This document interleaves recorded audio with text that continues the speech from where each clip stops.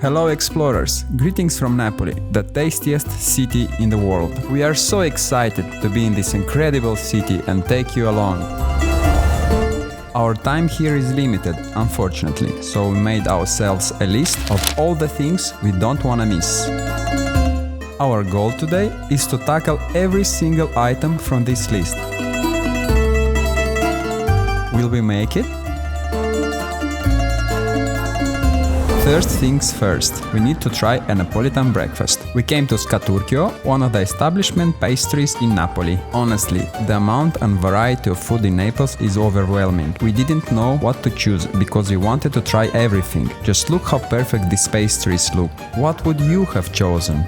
In the end, we went for the classics. La ringrazio come sempre, le auguro buona giornata. Grazie Mi mille. raccomando, Mi raccomando, buona domenica. Perfect. I'm gonna start with an empty cornetto, which is the Italian version of a croissant. I will start with this one. I don't know how it calls. Looks very good. This is called rustico. It has ricotta cheese inside. It's good. This one is next. A typical sfogliatella, the typical sweet of Naples. It is full with ricotta inside. It's very crunchy. We're gonna try it now. So good.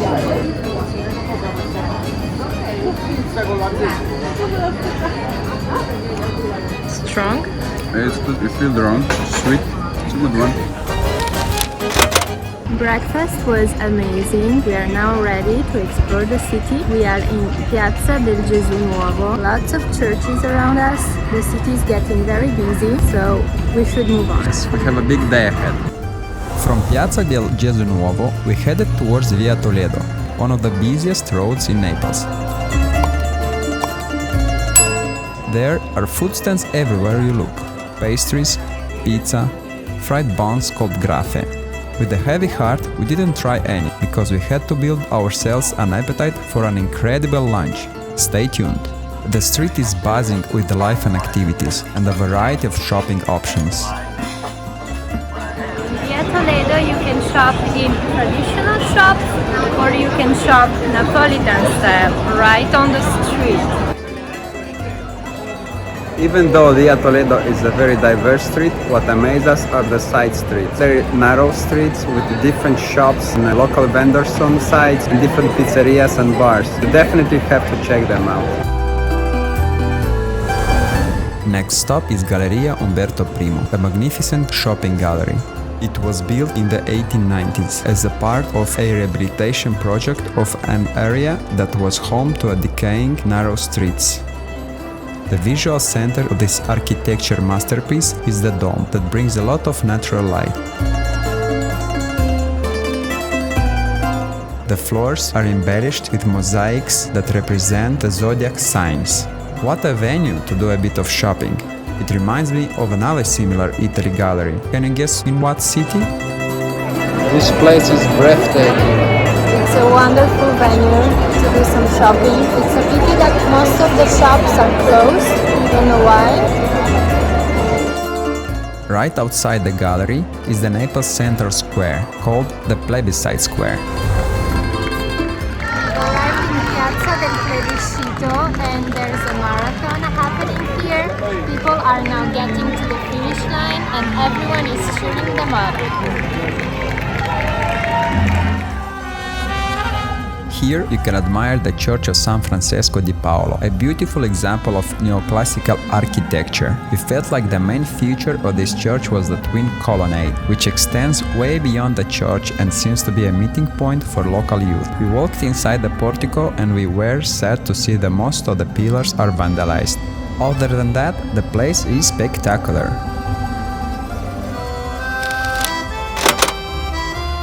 On the opposite side of Piazza del Plebiscito, there is a royal palace. The facade features the statues of some Naples rulers.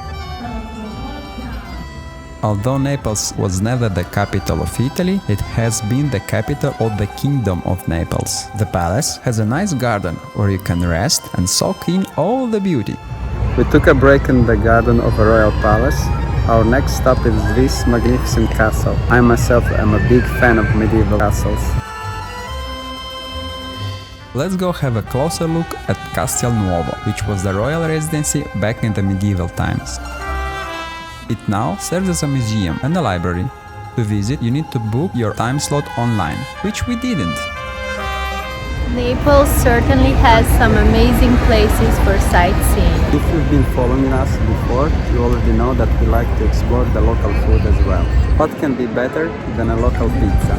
And not just any pizza, but pizza margherita in the very place where it was invented. In 1889, the pizza chef of this pizzeria was asked to cook pizza in honor of the king's and queen's visit. He made one to represent the flag of the newly born Italian state. The queen was so delighted by that pizza that he decided to name it after her. Margherita. The walls of the pizzeria proudly showcase all the celebrities who ate here, including Pavarotti, Italian presidents, and the daughter of one famous US president. Guess which one? Pizzeria Brandi prides itself for safeguarding and passing on the recipe of the original margherita pizza. They even have royal papers that certify the truth of the story.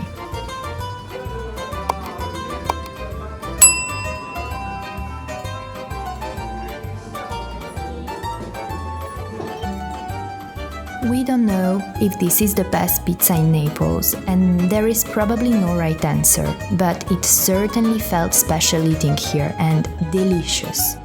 Now I'm going to show you how to eat a slice of pizza like a real Napolitan. So first of all, you have to cross-cut your pizza in 4 pieces. Not 6, not 8, only 4. Then you take it like this, you put this little corner inside, and you eat it. Or you can just do like this. Beside the margherita, we ordered a calzone that was full with ricotta cheese, and it was the end of the world. Now it's time for a coffee. We had our afternoon coffee at this very busy place where they have a signature hazelnut coffee. It's basically espresso with a sweet hazelnut paste, and it was delicious. And a little pastry, of course, how could we say no? Time to have a taste of the authentic Naples. For a real Napoli experience, we dare you to visit the Spanish Quarter. The Quartieri Spagnoli are not crowded with tourists. You can walk these silent and narrow streets and experience the real Naples and see how people here live. We mean it. You can literally see how they live inside a house, even though if you're not intended, you're gonna see it. In such a big city, the Quartieri Spagnoli have somehow kept the feeling of community you'd see in a little town. There's a folkloristic atmosphere with clothes hanging outside windows. People's kitchens and living rooms basically open up to the street. There are shrines at every corner, as Napolitans have a very visual and symbolic sense of religion. And their religion fades into the veneration of the local football team and of football player Maradona, who is often depicted as a saint. What an interesting city, and chaotic.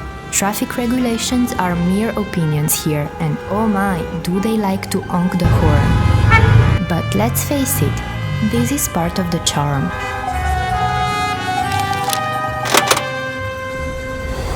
We are now getting ready to enter Spacca Napoli, a road that literally breaks Naples in two. It's a very busy road with lots of tourists, lots of shops, and lots of street food. Let's go. Spacca Napoli translates to Naples splitter. The straight, narrow road divides the historic center in two, and it dates back to the Roman Empire. Next to it is San Gregorio Armeno Street, or the Christmas Alley. Here you can buy all things Christmassy all year long. Artisans have shops with statues and houses you can use to build the nativity scene. That's a very big deal in Naples, and it's called presepe napoletano.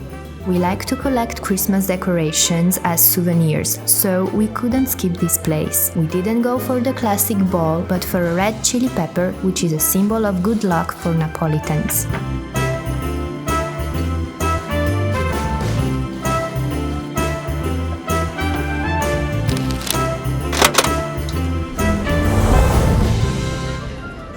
had dinner close to Spacca Napoli and we had pizza again. Please do not judge us.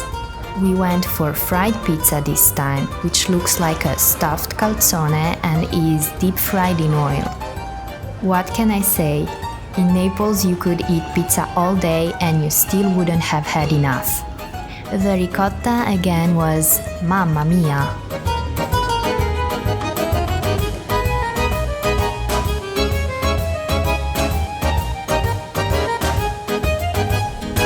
We decided to finish the day alongside the sea with this gorgeous view of the Vesuvio. How beautiful is this view? Naples truly is a treat. On the seafront you can also admire Castel Nuovo or Egg Castle. This is Naples' oldest castle. It dates back to the 1100s. Its peculiar name is due to a legend. Supposedly, the Roman poet Virgilio put an egg at the foundation of this castle, and that egg bears the weight of the whole castle and of Naples. Should the egg break, the whole thing would collapse. But that is just a legend, right? This view is incredible. We thought we were coming to Naples just for the food, but the sightseeing also took our breath away. The noisiness and the friendliness and the chaos and the good food, we loved it all. But there are a few things left on our list. Subscribe to our channel to see what we did on our second day here. And if you like this video, please leave a thumbs up. See you in the next one.